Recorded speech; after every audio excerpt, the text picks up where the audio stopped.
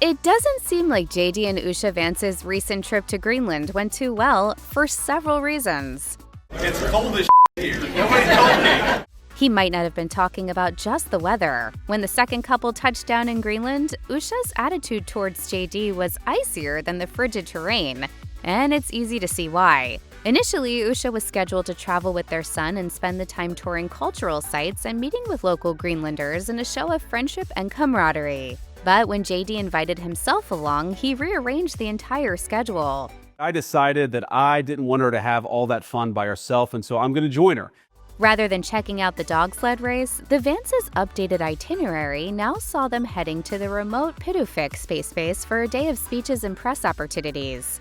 And far from reinforcing the mutual respect between the US and Greenland, as Usha explained was part of the reason for her visit, it's worth noting that the Pituffik space base is an American outpost with American troops stationed there.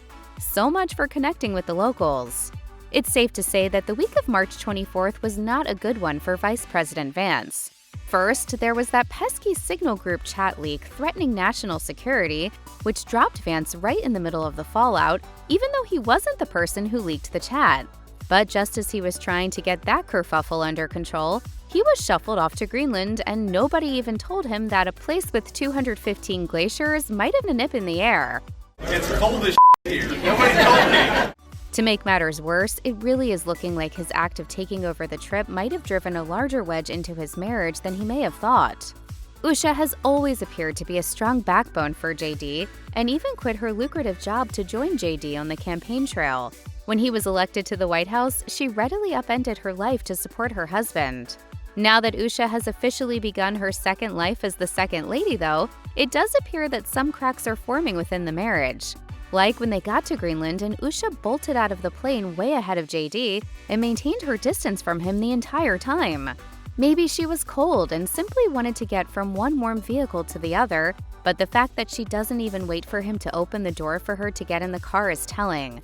All told, the couple was in Greenland for less than a day, and the trip mostly involved Usha tagging along as Vance did his thing.